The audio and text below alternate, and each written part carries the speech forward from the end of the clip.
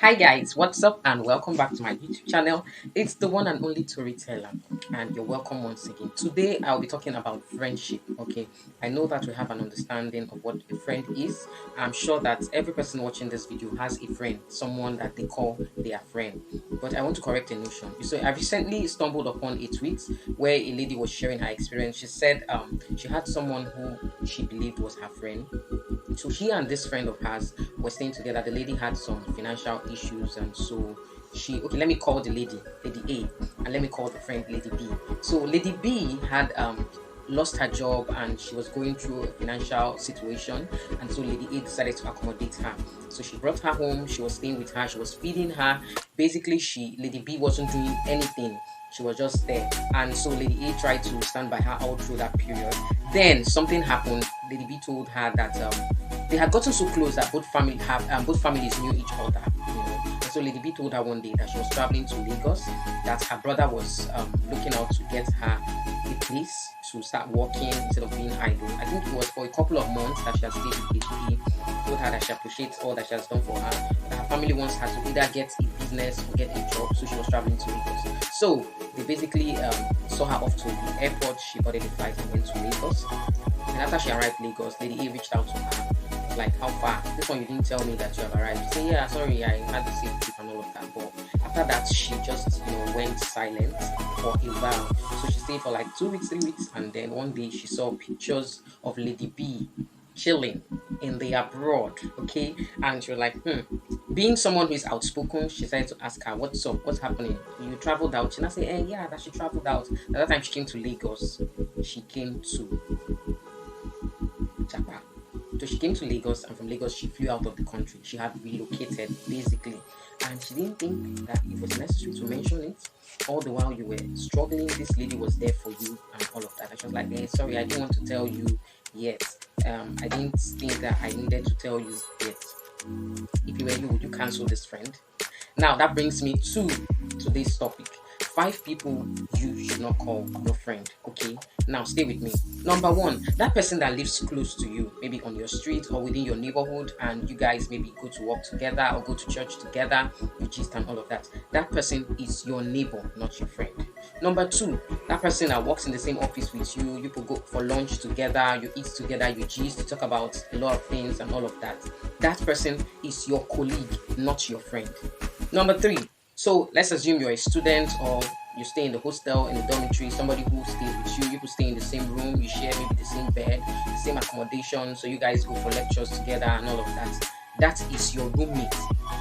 And if the person is in the same department with you, that's your classmate. If the person is not in the same department with you, that's your schoolmate, not your friend. Okay. Now, another person is someone who you guys grew up together, you've known since your childhood days, and maybe your family knows his or her family, and vice versa, and the family have become, have a good rapport and all of that. That's your family friend and not your friend.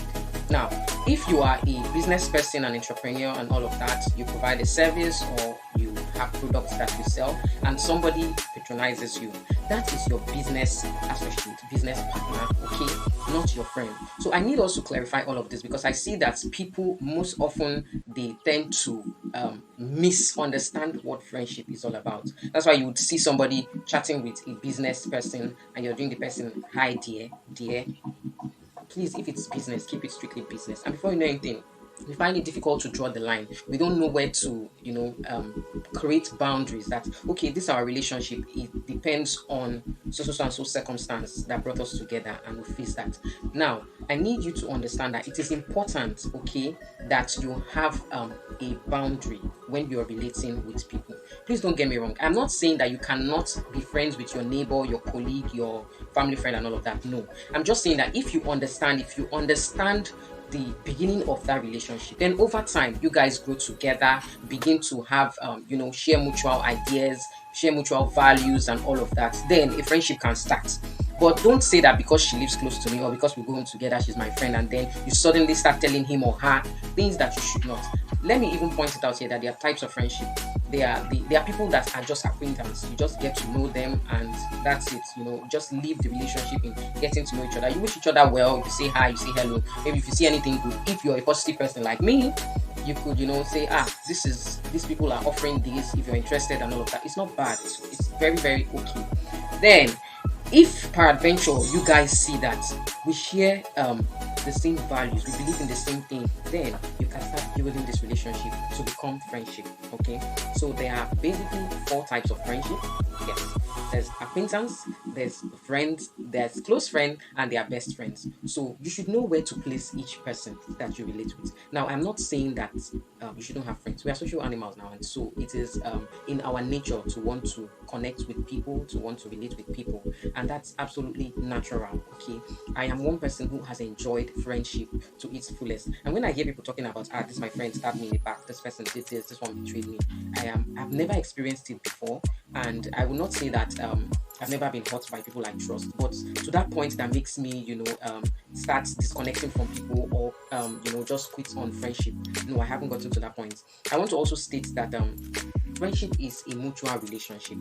You see, like you plant something, like you take a seed and you put it in the soil and plant it. It needs water, it needs sunlight, it needs air for it to be able to grow. That's how friendship is. For any relationship to grow, it needs these requirements, it needs certain things, okay, for the people involved to contribute for that relationship to grow. So if you're in a relationship with a person, and now I'm strictly talking about friendship, we'll talk about other relationships later. If you're in a relationship with someone, and it is only you that is giving every time, you are the one that is giving and giving and giving, that relationship is going to cause you more harm than good. It is not necessary that you continue it for your own sake, for your mental health. You cannot be in a relationship and you are the only giver. A relationship is a give and take thing. It's a two-way street. You give today, tomorrow you receive. But if one person is always giving and the other person is always receiving, it's not a good one. Okay. Now, I've experienced there was somebody who I called a friend, and she made it a habit that she rarely checks on me. Me, I'm a people person. I'm always the one. Those around me know. I always wanting to be sure that you're okay. I always want to reach out. I always want to check on you. I always want to be sure that you're fine, because hey, I'm a positive person. I carry positive energy. Okay. So I noticed that whenever I reach out to her, I'm like, babe, what's up? How are you doing? And all of that. She's like, fine. I said, I've not spoken in a while. She's not saying, yeah, now. Shebi, you don't litter me. Shebi, you don't ghost me. She's always making that statement. She did the first time. Second time I reached out to her, she's like, I did where you leave me. Then I intentionally took a while, and I reached out to her again, and she said, and I screenshot our conversation. I sent to her. I said, see, you are a toxic person. Yes, you are a toxic person. If you do not see the need to reach out to me, and you always wait for me to reach out to you, you are not a good person. And I don't relate with, I don't want to have relationship with this type of people. No, I just disconnect myself from it immediately. And she knows. She may likely be watching this video. I'm sure she knows. I wish you well. I don't have any grudge against you, but just stay on your lane. Okay, that's not how friends are. I do not think that any relationship that is one-sided is a healthy relationship.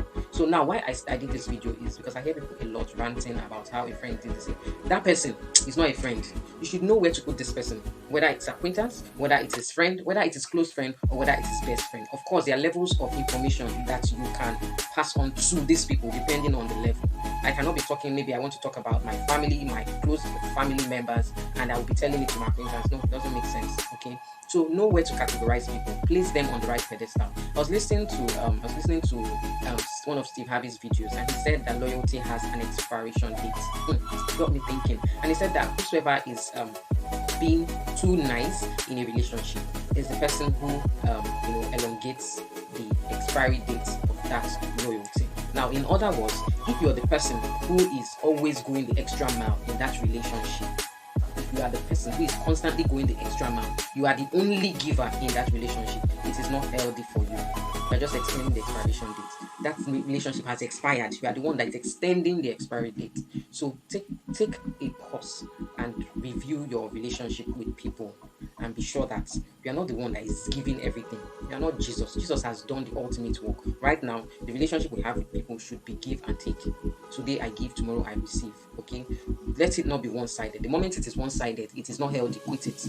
Give that person space. Draw a line and distance yourself from that person intentionally. Okay, this video is becoming too lengthy, but I hope I've been able to address certain issues. Now, if you do not agree with my school of thoughts, it's okay. Please, the comment section is for you. Let me know what you think. Let me know if you agree or if you do not agree, and then feel free to state your points. This particular video is dedicated to one of my subscribers. Matona Kanyao, I want to say a big shout out to you. I'm sure you know why I'm giving you this shout out. Maybe in my next video, I'll tell you all why I'm giving you this shout out. Thank you so much for sticking with Tory Teller. If you have not subscribed to my YouTube channel, you're not doing. What kind of relationship do you have with me? Don't you want us to take this relationship forward? Please hit the subscribe button. Yes, that red button there. Just click on it and turn on your bell notification so that whenever there's a new video, you'll be the first person to get notified. And don't forget to drop a comment, like, and share with your family and your friends. Okay, I'll see you in my next video. Thank you for watching.